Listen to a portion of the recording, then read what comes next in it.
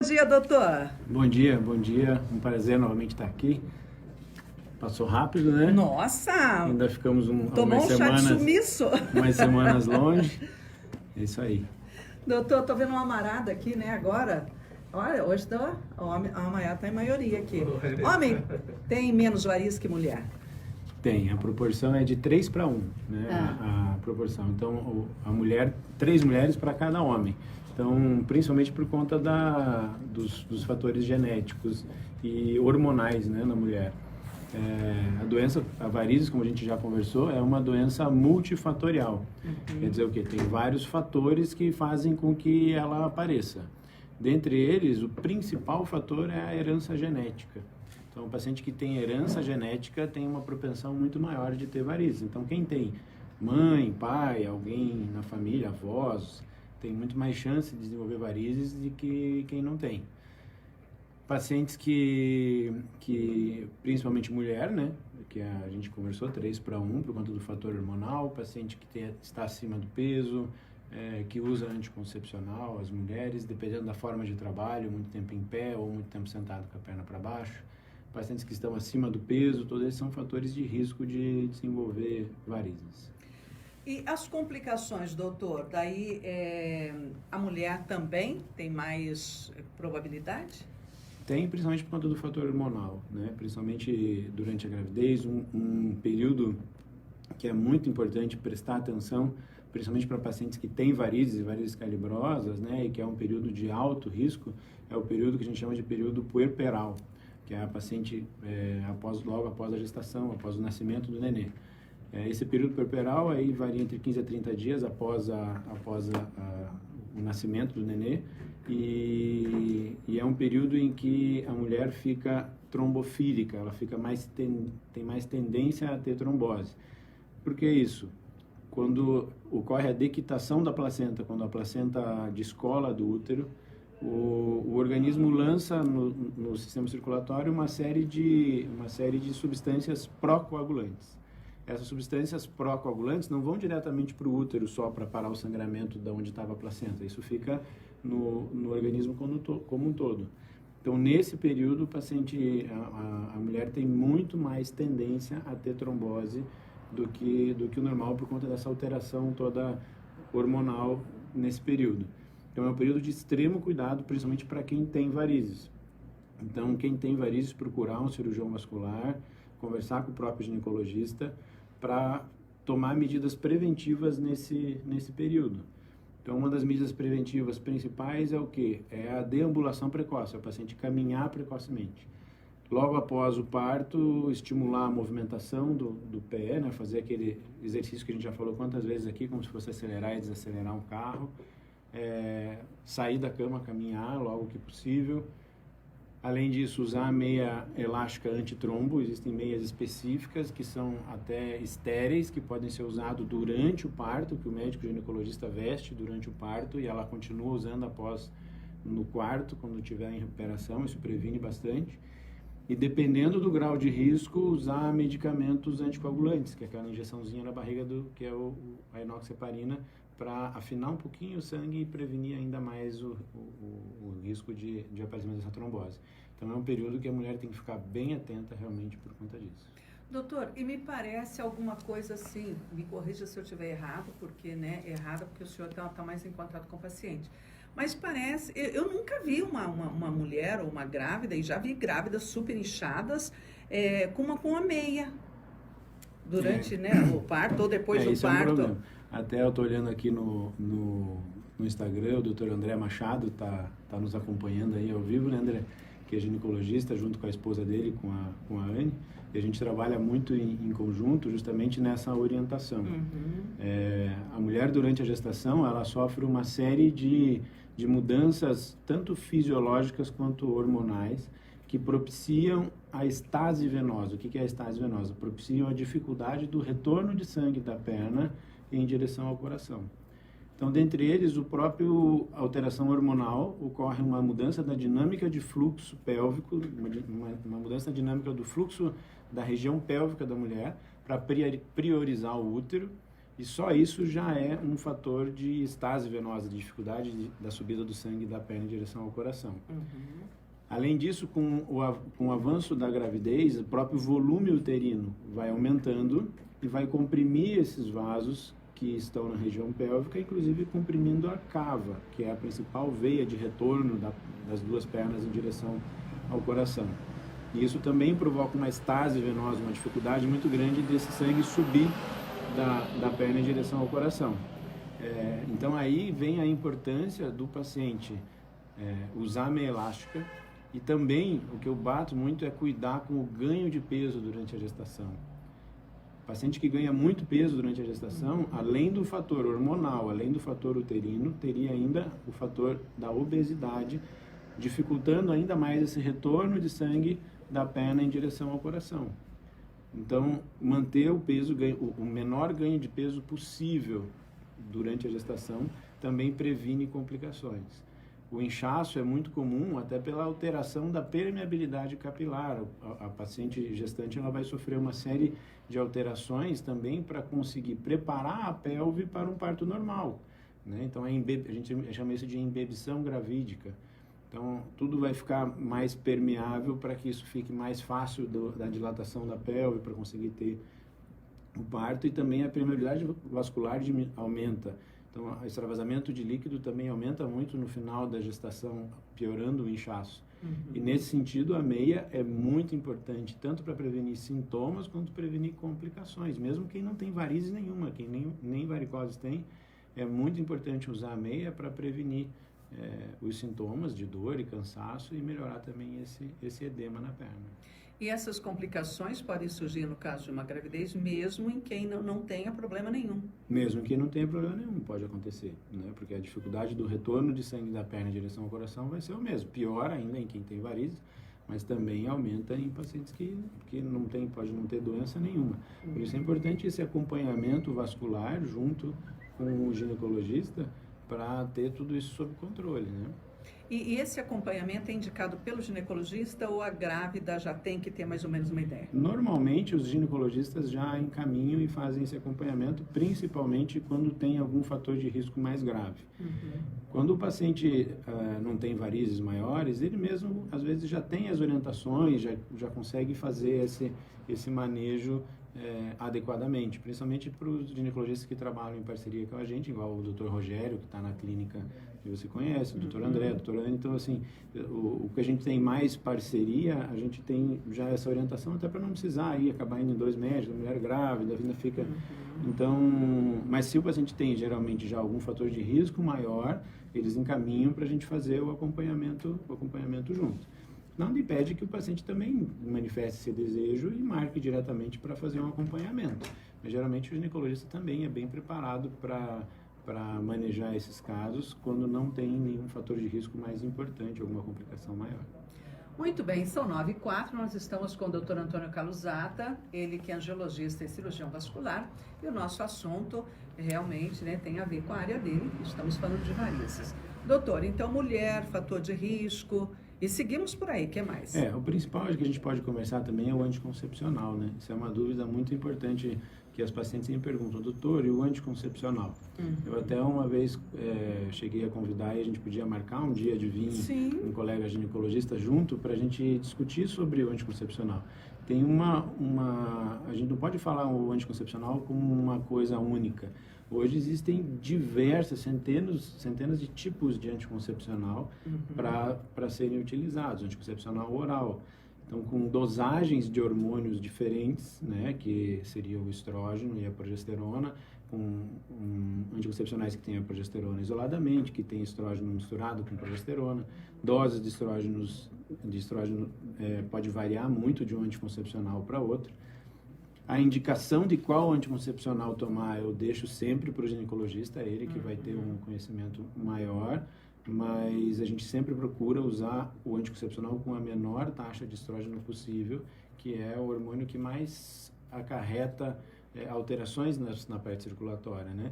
O estrógeno tem receptores não só na parte uterina, né, que vai fazer o método anticoncepcional, que vai evitar a proliferação do endométrio, aumentar, fica mais espesso o muco cervical, uma série de ações que ele tem para fazer a anticoncepção. Então, ele não tem receptores só nessa região, ela tem receptores, o estrógeno tem também receptores em toda a parte circulatória, né, em toda a árvore circulatória. Isso acarreta uma série de alterações que trazem sintomas, pode trazer dor, inchaço na perna, e também acarreta alterações em hormônios como anticoagulantes naturais do organismo, como a proteína C, a proteína S. O anticoncepcional inibe, o estrógeno inibe a formação desses anticoagulantes naturais e tornam o sangue da mulher mais coagulável do que o normal. Ele afeta também em fatores de coagulação, aumentando alguns fatores de coagulação, aumentando os efeitos de alguns fatores de coagulação que também deixam o sangue mais coagulável que o normal. Então, isso tem que ser bem avaliado e muitas vezes em conjunto, se o paciente tem ainda fatores de risco, outros fatores de risco, como, por exemplo, uma mulher tabagista, então, que fuma e que usa anticoncepcional e que tem varizes, eu brinco, é uma bomba relógio para trombose. Além disso, vamos fazer um quadro catastrófico. Uma paciente sedentária, imagine uma mulher sedentária, com excesso de peso, obesa, tabagista e usando anticoncepcional. E com varizes ainda. Então, essa paciente é uma paciente que é uma bomba relógio. E que bebe um álcoolzinho, às vezes, no final de semana. Precisa ser todo dia. Então, entendeu? Então, tudo isso acaba sendo uma somatória. Os fatores de risco vão se somando. E a gente tem que se cuidar, a mulher tem que se cuidar nesse sentido, porque o risco é muito grande de ter trombose. A gente muitas vezes tem pacientes que só o anticoncepcional já é um fator de risco muito importante e que pode acarretar realmente a trombose.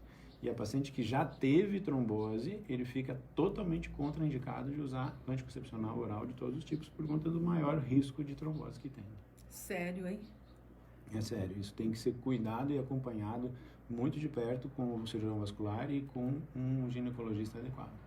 É por isso a importância, né, doutor, né, depois que o doutor veio aqui, a gente mesmo, eu mesma, uma série de informações que eu não tinha, que a gente passa a ter, a importância dessa prevenção, desse acompanhamento, do ir, né, ao médico, até tá tudo bem, que bom, né? E a gente costuma dizer, gastei dinheiro à toa, não tinha nada. A gente fez na verdade, uma ação, né, na clínica, que é um hashtag que eu falo, que é justamente porque a gente fala tanto em prevenção, e eu bato muito isso no consultório também em prevenção, que é hashtag eu cuido. Eu cuido de quem me leva a todos os lugares. A perna é quem te leva a todos os lugares, não é o carro. A perna que vai te levar. Você tem que cuidar dela com carinho, tem que ter atenção com ela. Então, essa ação de prevenção é muito importante para a saúde, não só a estética. A gente fala muito de estética, né? Mas a saúde tem que vir até à frente da estética. E nisso vem um outro ponto importante que a gente fala muito. Procure sempre um especialista em angiologia e cirurgia vascular para fazer esse tratamento da parte circulatória. Até essa semana aconteceu, a gente conversando, isso agora me ocorreu, aconteceu uma paciente que veio e estava fazendo o tratamento das varicoses com um profissional não médico, com um esteticista. Como? Pense o risco que isso não traz. E ela veio cheia, se eu pudesse, é que a gente não pode, mas se eu pudesse mostrar as fotos da perna dessa paciente, eu tenho certeza que isso os pacientes que hoje estão fazendo, nunca mais fariam. Então, a catástrofe é tão grande, são úlceras enormes que vão deixar sequelas, com certeza, com cicatriz muito grave, porque tem que ser tratado. É contra a lei. Quem está fazendo já está... A gente fala tanto hoje de corrupção, o Brasil está entrando tanto numa onda de correção, né, e de ética. O profissional que faz e não é médico, ele está incorrendo num crime, isso é crime. Se inventou um nome para escleroterapia, que é a aplicação dos vasinhos, e que essas pessoas que não são médicos, que não têm a formação, acabaram inventando esse nome para poder tentar burlar, dar aquele jeitinho brasileiro. Dizer, não, mas não é escleroterapia, é PEN, eles chamam tal de PEN. Procedimento injetável em microvaso, PEN.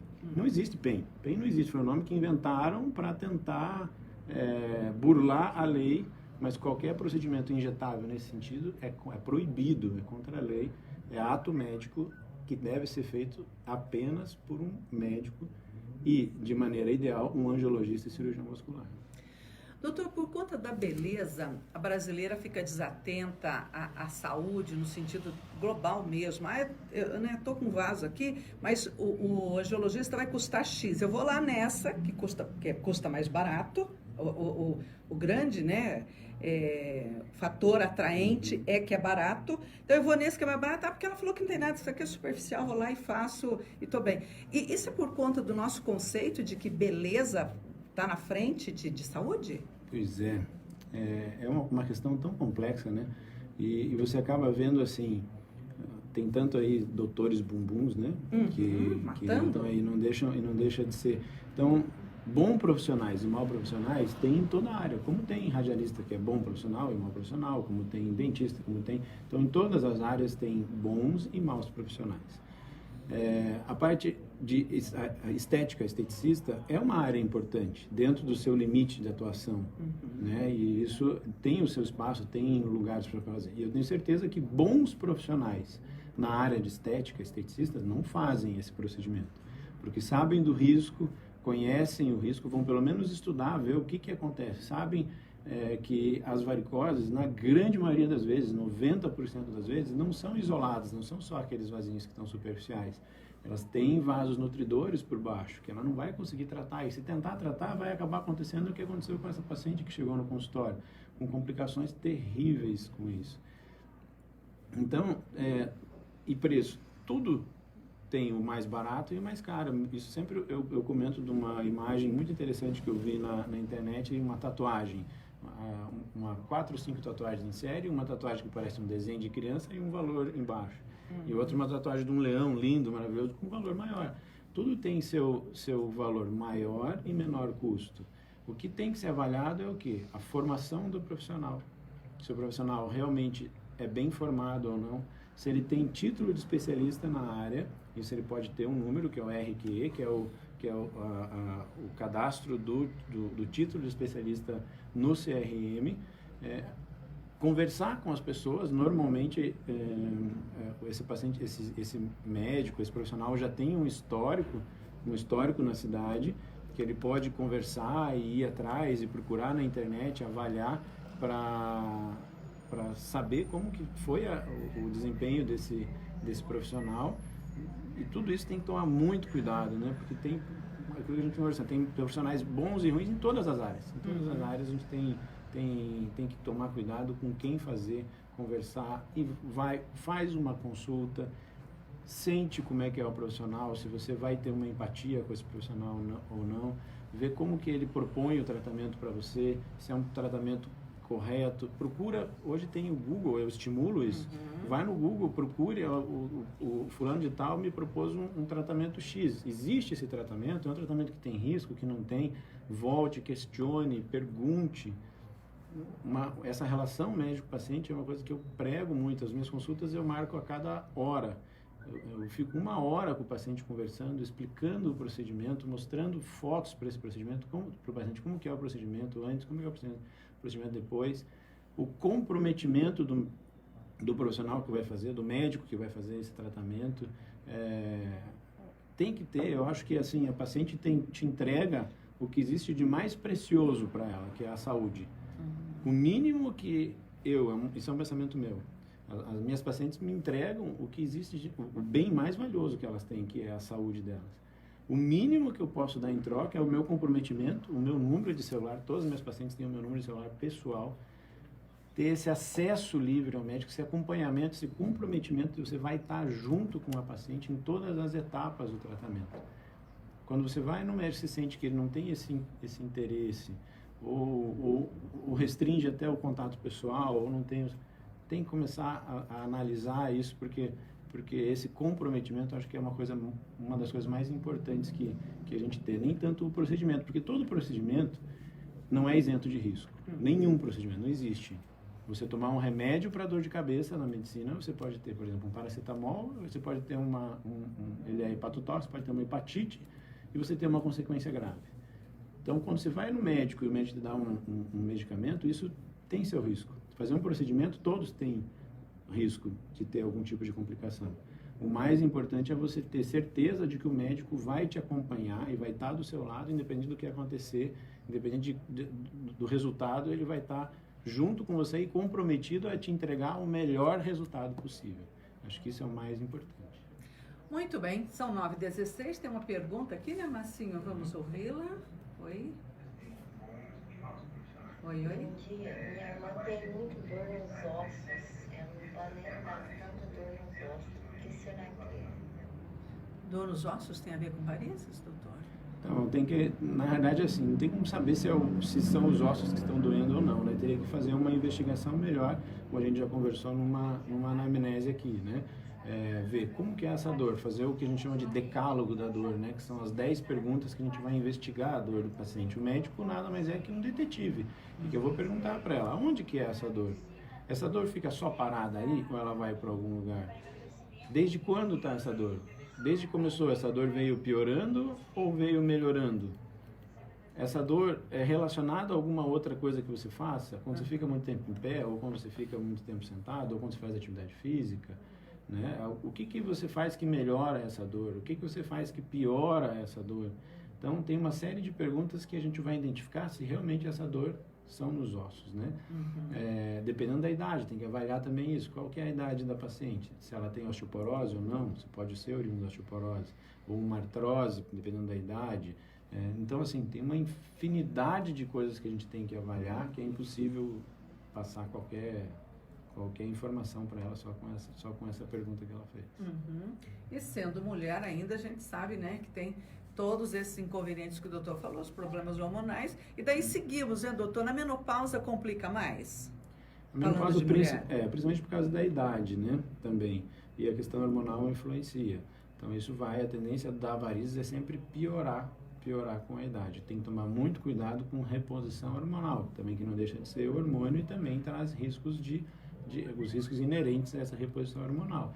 Então, tem que ser bem indicada por um ginecologista, até por conta de risco de neoplasia, câncer de mama, tudo nessa reposição hormonal. Então, é uma coisa que deve ser também avaliada junto com o ginecologista.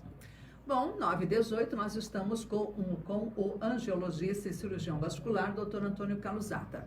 A gente estava falando, né, da mulher e as diferenças por causa do hormônio. O homem tem alguma fase da vida que o fator se complica mais ou não?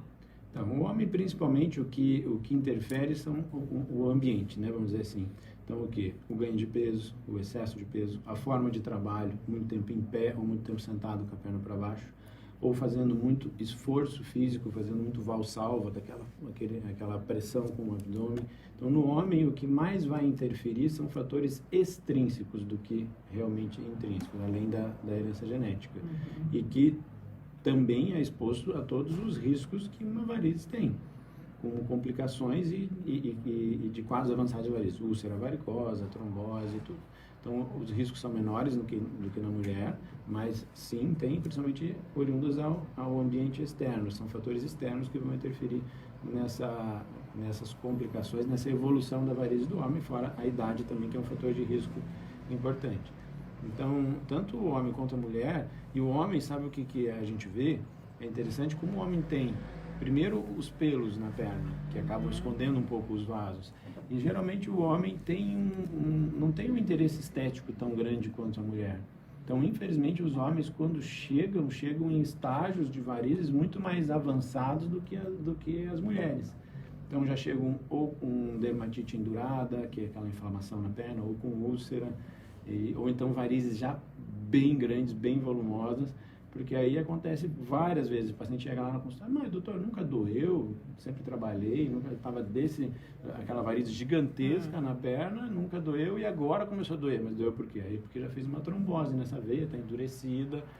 Então, geralmente, infelizmente, o homem vai procurar o tratamento após uma complicação. Porque vai deixando, como não incomoda, vai deixando, ou quando já está com muita dor ou muito cansaço. Então, acaba que a dor e o cansaço é um fator protetor, né? Que tem pacientes que têm varizes gigantes e não tem sintoma nenhum. E acaba apresentando sintomas só quando tem uma complicação, e aí vai procurar. Então, não deixe de procurar o cirurgião vascular só quando tiver algum sintoma. Se tem varizes visíveis, se tem veia, principalmente aquelas veias bem calibrosas, procure antes de qualquer sintoma para fazer o tratamento para prevenir complicações. Até porque menos tempo, menos dinheiro, menos tudo, né? E hoje a recuperação, Mais sossego. é muito tranquila, né? Mesmo em pacientes com varizes maiores, mais calibrosas, a gente tem a possibilidade do tratamento e o paciente voltar às atividades normais em 48 horas. Isso é um outro fator que impede o homem de procurar o tratamento, né? Porque tem esse medo e esse mito que a cirurgia de varizes precisa ficar 3 meses, 30 dias, 3 meses afastado do trabalho. Hoje, a grande maioria dos pacientes, a gente opera em 48 horas depois, ou no dia seguinte, volta às atividades normais, fazendo com o advento do laser, né, com o advento do endolaser. Alguns pacientes a gente faz com tratamento da safena mesmo, em ambiente ambulatorial, no consultório, com anestesia local. A gente faz o tratamento, como foi a tua, né? A gente faz o tratamento no consultório, com anestesia local, super tranquilo, veste a meia e vai trabalhar. Então não perde nem o dia de trabalho, vai de tarde, trabalha de manhã, vai à tarde no consultório, a gente faz com anestesia local, a ablação da safena, quando necessário, e ele volta a trabalhar no mesmo dia. Então isso evoluiu muito, a segurança desses procedimentos evoluíram muito. Então não é por conta de afastamento do trabalho que você vai deixar de operar. É interessante ir, procurar, avaliar essas alternativas, porque em 48 horas, assim, não posso dizer 100%, porque às vezes tem paciente que tem varizes gigantescas, mesmo assim, tem alguns casos que são realmente, mesmo a laser, a gente precisa deixar um pouquinho mais de repouso, mas a grande maioria, 99% dos casos, a gente opera, no dia seguinte volta à atividade normal. Mesmo quando retira a safena, porque tem o tratamento e tem a retirada. Né? A retirada é a cirurgia convencional. A convencional. A cirurgia convencional eu peço pelo menos 15 dias de repouso. Né? Mesmo assim, não é mais como era antigamente, que se faziam cortes enormes na perna e que tinha que ficar. Eu lembro, minha mãe operou varizes na época, ficou 3 meses com a perna para cima. Isso não se admite hoje de maneira nenhuma. Então, a mesma cirurgia convencional, que a gente faz totalmente guiada por ultrassom, né? A cirurgia mesmo a convencional, não só o laser, a gente faz totalmente com ultrassom portátil, a gente leva no centro cirúrgico.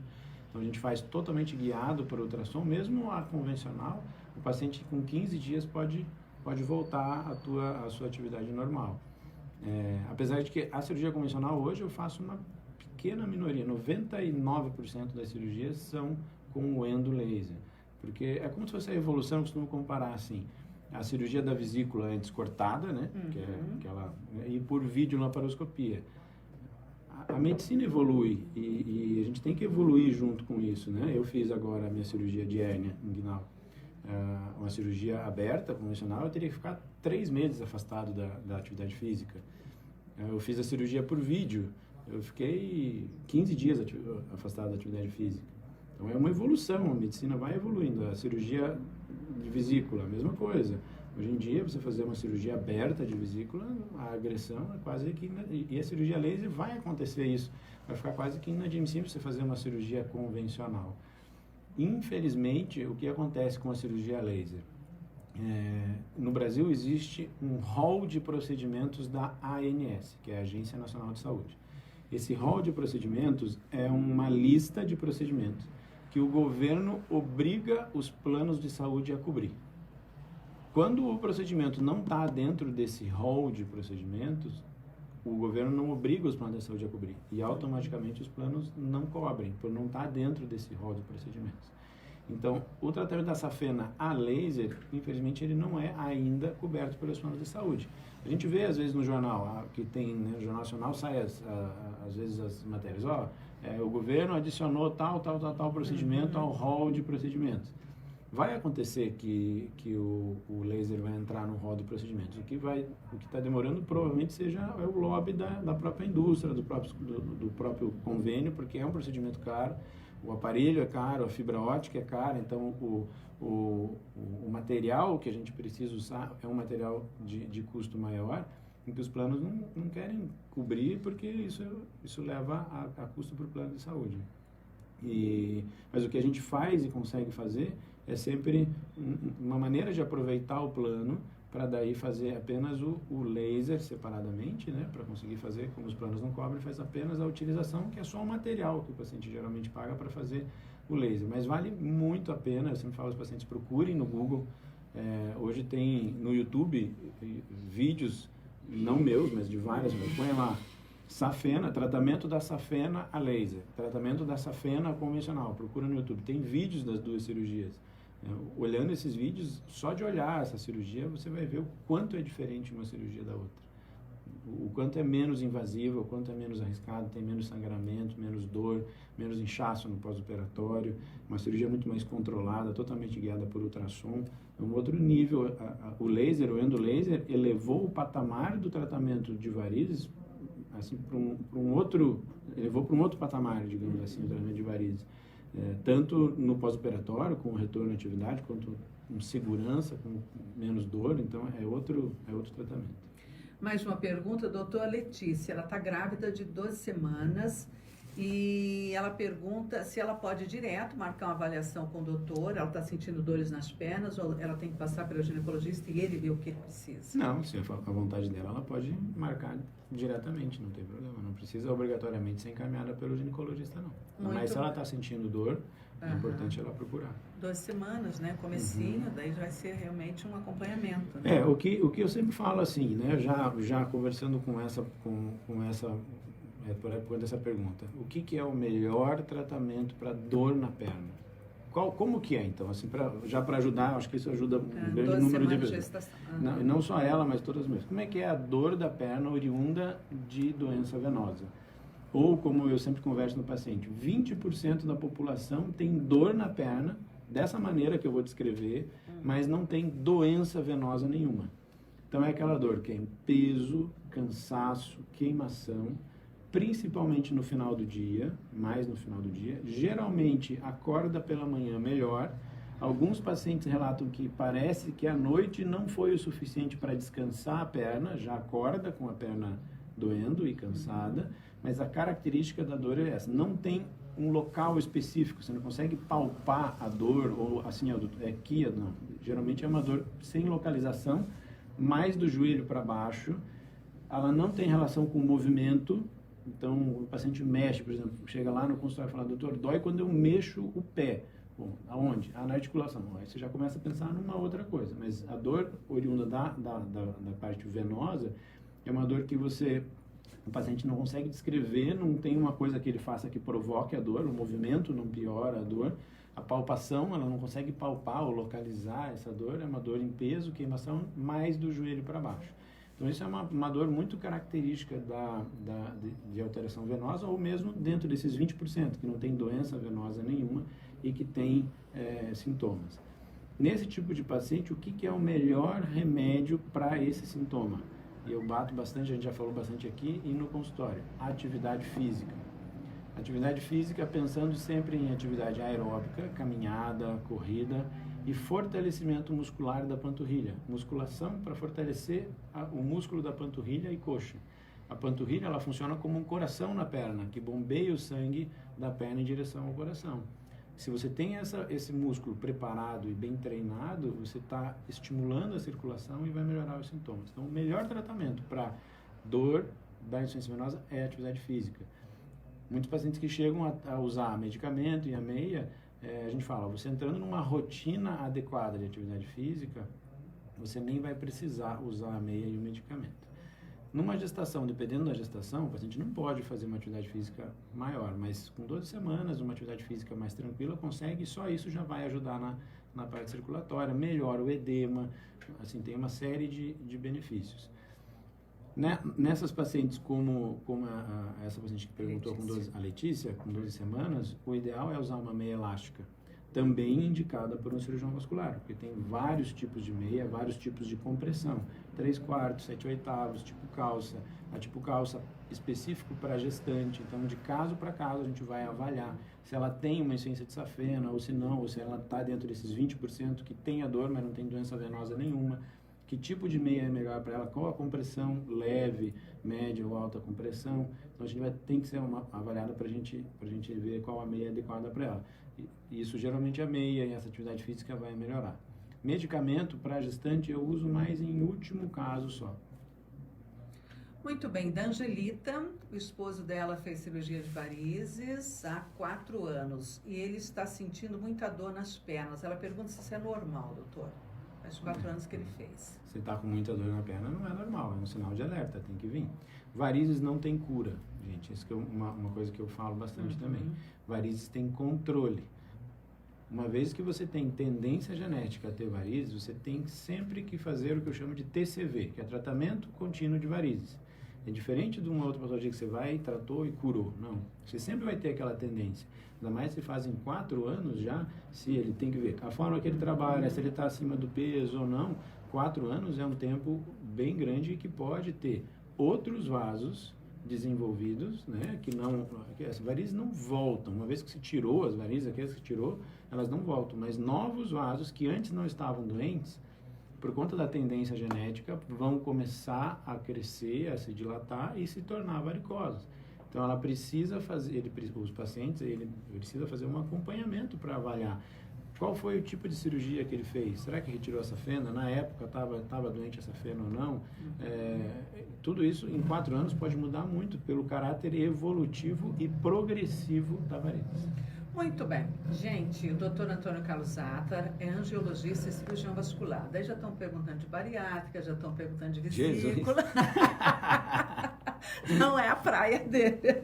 A gente está falando de... A gente não, ele está falando de varizes. Tem alguma pergunta aí, Marcinho, de varizes? Tinha da obesidade, acho que de obesidade também? Né? Aqui, essa ouvinte do marido da cirurgia, complementando, ele tirou a safena e era muito grossa. Então já era varizes bem avançados. Tem que fazer o acompanhamento para avaliar em que estágio ele está agora. 4 anos, sim. Será que nesses 4 anos ele não voltou mais no cirurgião vascular? Pois é. Porque tem esse acompanhamento também, né, doutor? A gente já conversou após o seu tratamento, então normalmente a nossa rotina de acompanhamento. O paciente que fez a cirurgia, ele vai voltar no dia seguinte da cirurgia, para a gente avaliar como é que ele está, tirar aquela meia especial que a gente usa. Ela vai voltar com 7 dias para a gente tirar os pontos, quando tem pontos, hoje a grande maioria não tem pontos, mas tirar os micropores que a gente usa para fazer o curativo. Aí ela vai fazer a drenagem linfática, que é uma coisa muito legal que a gente nunca comentou aqui, né? A drenagem linfática é importantíssimo para acelerar a recuperação no pós-operatório. Ajuda a diminuir fibrose, ajuda a diminuir edema, ajuda a melhorar hematoma, logo acelera muito a recuperação no pós-tratamento. Então, geralmente a gente faz isso, retorno com 7 dias, aí o paciente vai para a drenagem linfática, faz 1 mês de drenagem e volta com 30 dias para a gente ver como é que ele está e para documentação fotográfica, para fotografar. E aí a gente vai ver na fotografia o antes e o depois, a gente senta, vê com o paciente antes e depois. E aí, depois disso, a rotina de acompanhamento que a gente faz é 3 meses, 6 meses e depois anual, para a gente ter sempre o acompanhamento. Mas nunca, o paciente geralmente não recebe alta, vai embora nunca mais volta, porque varizes, como a gente conversou, não tem cura, tem controle. O dela não voltou, realmente. Ela colocou aqui, Então, pior que não, doutor. Puxa a orelha do marido, então, ele tem que voltar. Bom, doutor, o que a gente pode falar para finalizar, então, esse nosso ouvinte, né, sobre prevenção? Porque daí, a semana que vem, o doutor volta de novo conosco, né? Voltamos, não sei o que a gente pode falar, ou se continuamos falando de varizes, porque a gente está... uma coisa legal de falar, a gente está agora na melhor época para tratar varizes, né? É uma época super propícia para tratar. Ótimo, para ficar de meia. Por conta do tempo que vai ficar mais fresco. E varizes pode ser tratada em qualquer período, isso é uma pergunta muito frequente, vai depender muito da preferência pessoal, da rotina pessoal de cada um. Mas o inverno é um momento melhor de tratar. Primeiro, por conta do tempo, né? É mais fresco para você usar a meia, o consultório em si tem um movimento um pouco menor, então é mais fácil da gente fazer acompanhamento, tratar. O paciente não vai ter aquela ansiedade para chegar logo. E às vezes vem o paciente assim, em dezembro, dia 1 de dezembro, que quer ir para o Natal, para a praia sem varizes. Não existe mágica. Precisa um tempo de recuperação. Então, a gente fazendo o tratamento agora, nesse período, olha o tempo tranquilo que a gente vai ter que ter, que a gente vai poder ter para fazer o tratamento, ela se recuperar para chegar no verão com a perna bonita e exibir a perna no verão. Então, agora é o melhor período de tratar por conta disso, né? A gente tem um tempo hábil, tranquilo para fazer o tratamento e ter uma recuperação tranquila e fazer o tratamento das varicoses sem pressa para chegar no verão. Então, agora é o melhor período para a gente conseguir tratar as varizes. Muito bem. Então, semana que vem continuamos. Se você tiver alguma pergunta, já pode mandar. Porque Eu vou Dr. deixar- Antônio Carlos Zata volta conosco. Eu vou deixar no Instagram, que é Dr. Zata, _ vascular, um linkzinho para deixar perguntas. Se quiser deixar as perguntas Isso. lá, eu posso responder tanto no Instagram quanto no Face também. E aqui conosco, terça-feira, mais ou menos nesse horário, lá pelas 9, estamos aí de volta. volta conosco. Já Bom, é? e o consultório é o 3273-1542, né? O WhatsApp é o 98404-2161. A facilidade hoje do WhatsApp marcar consulta é muito melhor, né? Então, Tranquilo. o WhatsApp é bem tranquilo para marcar lá as consultas. Doutor, bom dia, Joia? bom trabalho. Bom dia, À tarde eu obrigado. apareço lá. Então tá bom, aguardo você. Isso é bom demais, porque daí a gente vai pelo menos, né? Uma vez por mês, estou lá. Isso aí. Aquele abraço. Um abraço a todos. Tchau, tchau. Acho que o meu também está no fim. Nossa, tem bastante aqui. Tem bastante. Eu já operou 4 vezes a velha. Olha, tipo assim, nem conversa, não olhei aqui, tava iniciando. Tinha.